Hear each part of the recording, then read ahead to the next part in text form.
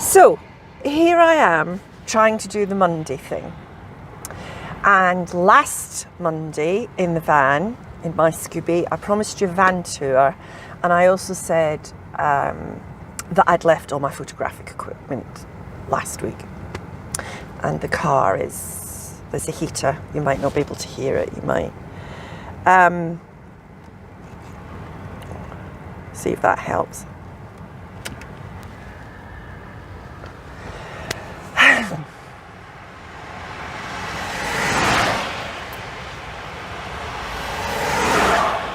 When I drove out this morning, it was blue and sunshine and lovely, and the storm has come in. But I am at the very top of the moor, so at the very top of the moor, you're going to get the bad weather.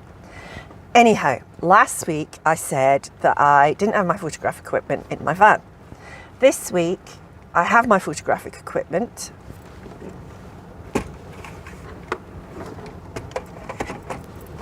And no van. I am vanless. Bang. And the van is gone. Well, it would have been bang and the van is gone if it hadn't been for an extremely nice man called Alan, who used to be a mechanic. He's retired. He's in his early 70s or late 60s, one or the other. And he has kept Volkswagen camper vans his entire life, and he knows everything about them and everything about what to do with them. Did I say I'm at the top of the moor? Which means there's only one road to get for everybody, so it gets busy. The Scottish borders are a bit busier than people think they are. And my accent's going because I was talking about Scotland. So I went shopping on Saturday and I parked Scooby at Morrison's in Berwick. And when we came back, there was a puddle of water at the bottom of the road underneath her. And I opened her water tank, which is at the back underneath the license plate, and hot water flooded out. Now, it shouldn't really have flooded out. So I picked up the phone, I phoned Alan, and I said, can I drive her home? What is it? And thank be to the powers, thank the system overlords, Alan jumped in his van and drove up and had a check at mine. Now, it turned out to be, we think, the thermostat had frozen, which means the water wasn't getting through. But whilst he was there, he had a good look at the engine, because he's not seen the engine for about a year and a half because of COVID. And he discovered that the bolts on the drive shaft were sheared off. And he reckons that the thermostat clogging and me stopping because of hot water was the best thing that could possibly have happened, because he felt that the drive shaft was just about to go into my engine and effectively kill my van dead, because there's no way I can afford to put a new motor in it. I don't own this car. This is the Motability car. We still pay for it, but this is not my car. That's one of the reasons I had to have Scooby. Because if my husband dies, I'll have a week to organise a funeral before they take this car away. So I have something I can drive if my husband dies. And yes, that was a big reason for getting my van. So Alan took one look at the drive shaft and said, this is all going to have to be come out, it's all going to have to be stripped, new bolts are going to have to be put in, and everything needs checked. And again, praise the system overlords, he took Scooby back to his place, and he's going to be working on her over the next 3 to 4 to maybe even 5 weeks. Because he is retired and he works on his own in his own little workshop. So I can't give you a tour. I can't give you a tour of Scooby. And I'm not having my usual Monday afternoon lying in my lovely van while my son is attending classes and I get to make coffee, drink coffee, watch Netflix, listen to radio plays, and just chill out. It's my chill out time. So no chill out time, because apart from anything else, war broke out in Ukraine a few days ago. Isn't it good? Don't we just love this? 2022, you're holding up the horror. I'm a bit of a prepper. Now, I'm not really a prepper. Apart from anything else, we're in a tiny 3-bedroom housing association bungalow with very little storage. But I grew up in a world in the 1960s in Lanarkshire in Scotland where people didn't have enough to eat, and the food that they were eating was really, really poor quality. And like everybody who grew up in the 60s, which where I was much more like the 50s. What you think of as 50s Britain is what I grew up in. Truck. There's another truck coming, don't worry. How are you today?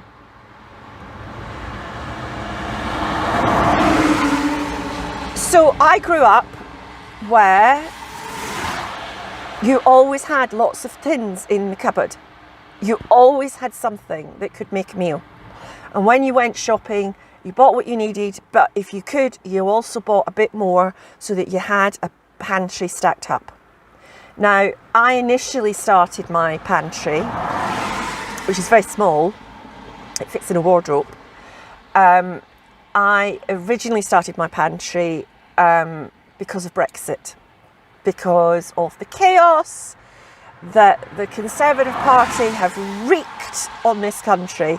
I just wanted to make sure that I had a bit more than the normal couple of tins of soup.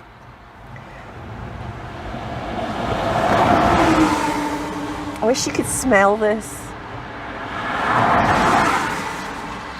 because being sitting here in the rain with an open window, I can smell the trees over there, and I can smell how fresh the air is as it's coming off the moor. It's really nice. So I had a Brexit cupboard, which became a COVID cupboard and got bigger because of COVID. And now I have a war in Europe cupboard. There's a Lidl in Kelso. It's a long drive from where I live, so it's a lot of petrol. So I don't get to it very often. But as I'm not in the van, I'm in the speedy car, and I have these 3 hours while my son's in classes to do stuff. I drove over to Kelso. I went into the bargain shop and got some lovely mugs. I might show you. Look at that. Isn't that gorgeous? I don't know if you'll be able to see it because of the glare. Isn't that absolutely gorgeous? £4. I can't afford £4 at the moment, especially with Ukraine, but they're nice, and I wanted something nice, and I have broken a couple of cups at home. So my husband and I had discussed the Ukraine issues in terms of how that's going to affect us. And wheat, flour, we were already taking care of.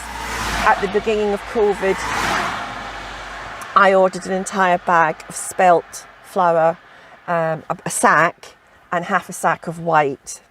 And we still have quite a lot of that. So we're absolutely fine for wheat. We're fine for things like powdered milk. We're fine for sugar, all those sorts of things.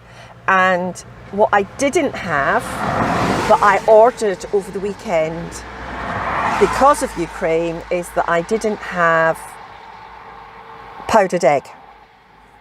So if push came to shove, I couldn't do pancakes or bread that requires richening. So I ordered powdered egg, and David and I discussed the situation with Ukraine and produce and prices. Flour was okay. It doesn't matter to me that Ukraine is at war and Russia at the moment, because I have more than enough flour to get us through a few months. But I didn't have much sunflower oil because I don't, well, one, it's quite cheap and you can find it anywhere, and oil goes rancid very quickly. It doesn't have a long shelf life.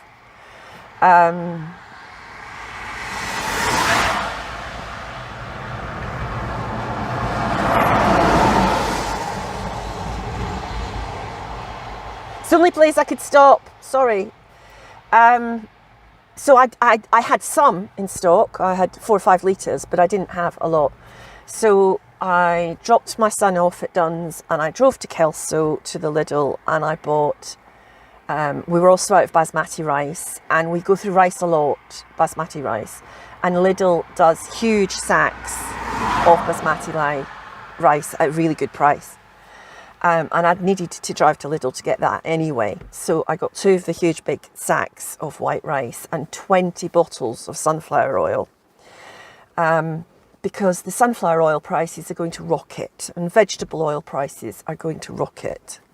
Now, in Britain, we have this really good law that started the last time we were having a massive economic crisis. This was in the early 70s, late 70s. And you would go into a shop and the price of all the food that was there had been put up since that morning. Somebody had gone round and put a new price on, putting the price up and up and up and up. And in fact, on one very famous clip of the Prime Minister trying to look at it, there were 5 stickers on this food to say that the price had gone up 5 times while it sat on the shelf. So there's a law here that you cannot put the price up of food on the shelf if it's already on the shelf. Just because the sunflower oil will cost more when they reorder in 2 months' time, or whenever they need to do an order, then the price will go up in the shop. But while they've got stock that was bought at the lower price, they have to sell it at the lower price. So I got 20 litre bottles of sunflower oil and 2 huge bags of rice, and their toilet paper was slightly cheaper than the toilet paper in Aldi at the moment. So I got some toilet paper from them. And I got a sandwich and my other national drink. This is Iron Brew. It's a Scottish secret. And this was the only place I could stop on the way back and have a really pretty scene for you to look at. And I thought you'd appreciate the rain. It's nice, soft, gentle Scottish rain. We have lots of different types of rain. This particular one doesn't bother me at all. In fact, I quite like it. So, this is my Monday video. It's not the video I thought I was going to do, but it's really important to me that I do it.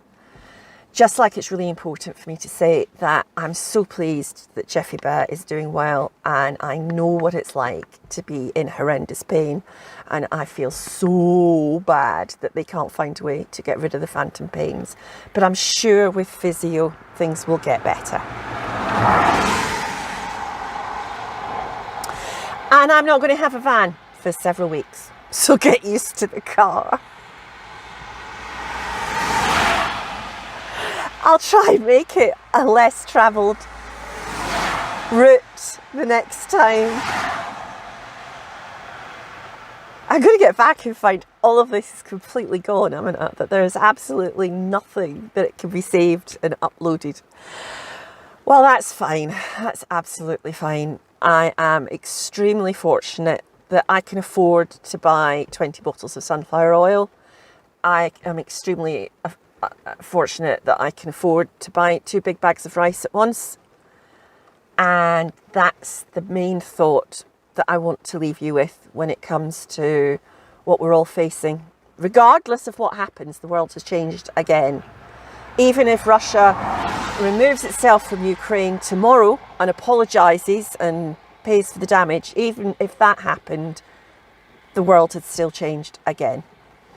So if you are in the position to be able to do a pantry, have a week's worth of tinned food, food that you like, food that you enjoy, don't buy the things you think you should buy. Don't buy the can of chickpeas and the can of butter beans and the can of kidney beans unless you use chickpeas, kidney beans. Normally, do not do that. Buy what you eat. And if you're well off and you know you're well off and you know that it's going to be tight, but you're fine, how about you put some tins in the food bank boxes? And jump cuts. My memory got full, so it stopped recording. I have no idea how I'm going to splice these two bits together. That will require me to actually engage with some editing equipment, which I do not want to do. Editing is hard, laborious, tedious work. And anybody who doesn't know that is in for a shock the first time they try it. So, goodbye.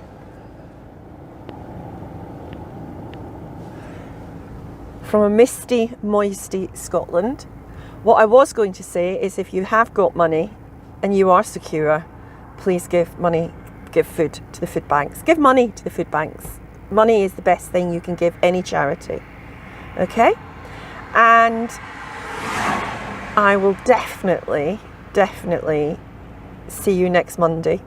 Although God knows where I'm going to be and what I'm going to be driving. Take care, everyone. I know it's hard. Life is hard at the moment. Just one step at a time, one day at a time, one meal at a time, one shopping trip at a time. You can do this. You got this. You're okay. Right. I'm off. Bye.